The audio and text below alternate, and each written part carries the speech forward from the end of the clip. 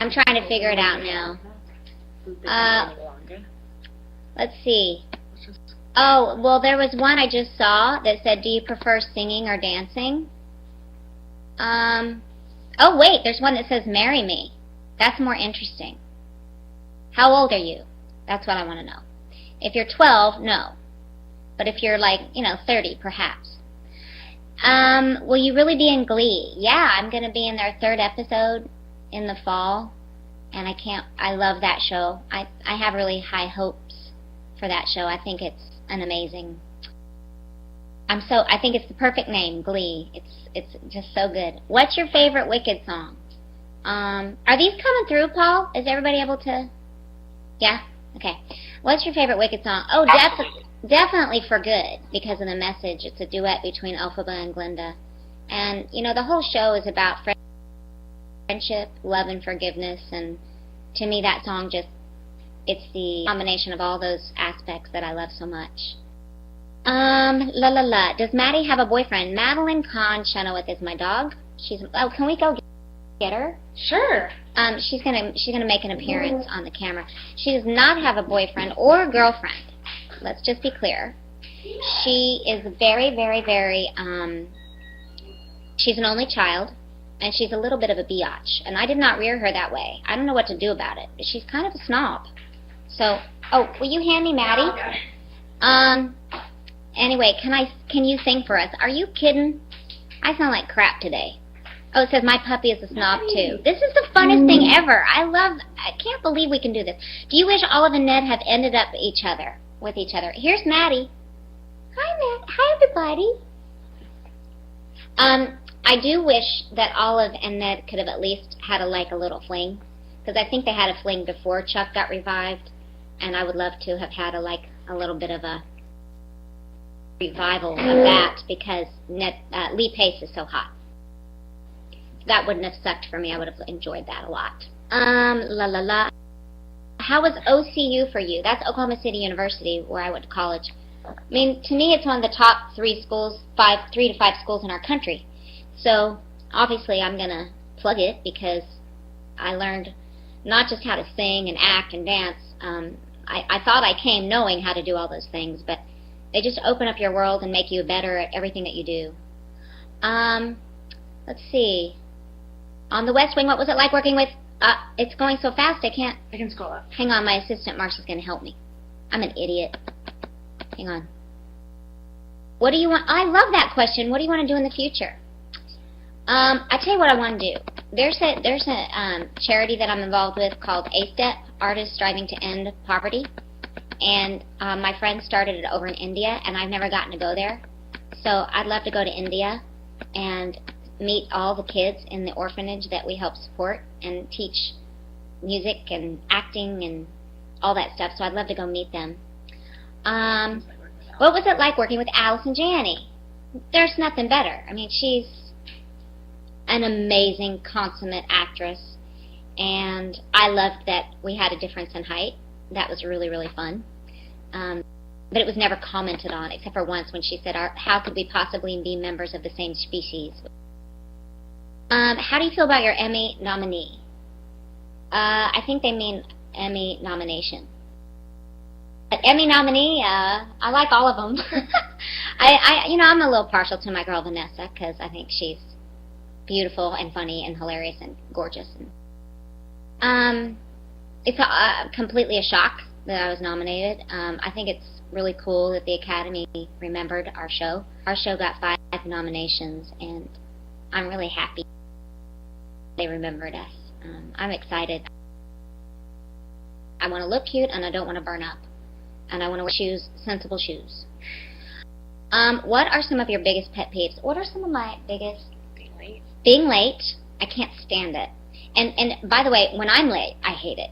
And I get really cranky when I'm on the phone, and I'm like, I'm lost, and I'm supposed to be there now. So being late is a big one. I hate that. Have you been approached to play Glinda in the Wicked movie? No. In fact, I don't know anything about a movie. I'm sure there's probably going to be one, but maybe I'll be old enough to play Madame Morrible at that point, because, they got to hurry up if they want me to do it. Do you have a celeb crush? My celebrity crushes are weird because I get crushes on weirdos, like, not weirdos, but like Michael Keaton. I like him. Edward Norton, Ben Foster in 3:10 to Yuma. I love that leather vest he wore. I also have girl crushes, like people that I think are really, really talented, and I love to watch. And I got to work with some of them. I love Reese Witherspoon. I love Allison Janney, and I got to work with Susie Kurtz in Pushing Daisies. Have you thought about writing another book? Oh my God. That was such a hard project. I wanted to kill myself. I hate deadlines. I'm really not, I thank God for my ghostwriter who really kept me on track, Joni. I'm sick of me, and this isn't funny or interesting.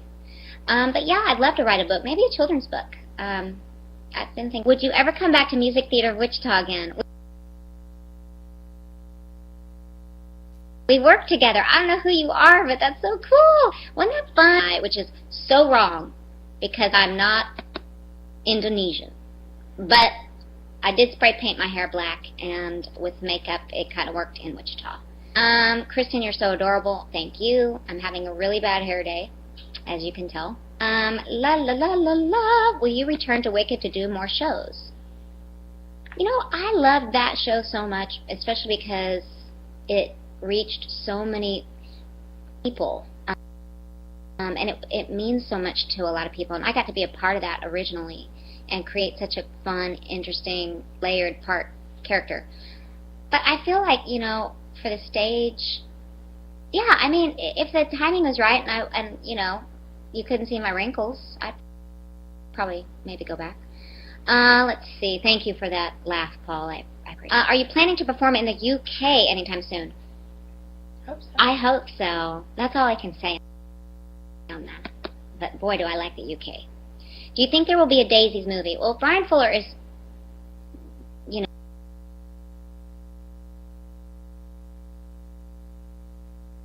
know, first of all, he's the smartest man I know, and he better freaking do it, because we want some closure. And the fans want it, I want it, and he's too smart not to do it. Okay, did you see any new musicals? Oh gosh, what did I just see? Didn't see that. Huh? I didn't. Oh, I just saw Bette Midler's show in Vegas, and I have to say this: anybody out there who wants to be a singer or a performer of any kind needs to go see this show, because live there is not a better performer. Period. What are you wearing to the Emmys? Like I said, something comfortable. Because come on, last year I was about ready to melt. I felt like the Wicked Witch. Look, there's Marcy. Okay. What else?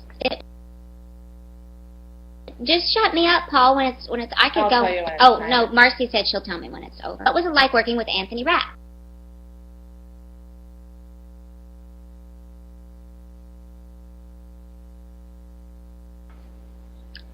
There is not a nicer man in showbiz, and he's one of the most kind-hearted artists I know.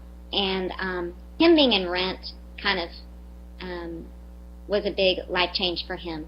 And then when things kind of went crazy for me and Charlie Brown, he was a really good ear for me. I just love him. Marcy is such a badass. Somebody wrote. Yeah. She is a badass. She is badass. She has a great little web thing. What do you call it?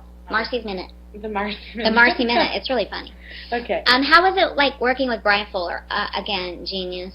I sometimes worry that his brain hurts because I don't know how stuff in there. Like, God, that's gotta so smart. San Antonio loves me. I love you. Why jump from theater to TV? Because I love all different forms of being an artist, and to me, singing is acting, is dancing, and when you sing, it's an extension of yourself. Same with dance, and all of it should be done through acting. And I think of a great example of this. When you watch So You Think You Can Dance, and what's the name of that dance those two people did? call it the cancer dance, but that's not it. It's this woman and man on So You Think You Can Dance that did a dance about this woman having cancer and her husband or partner lifting her up. And to me, they say, you know, it was one of the most moving things I've ever seen, but to me it was an acting piece. Yes, their bodies were amazing, but it's a great example of, you know, acting through movement. Just like when you sing, you do a song, you don't do it just for no reason. And it's all from the same place, you know, right here. You're acting.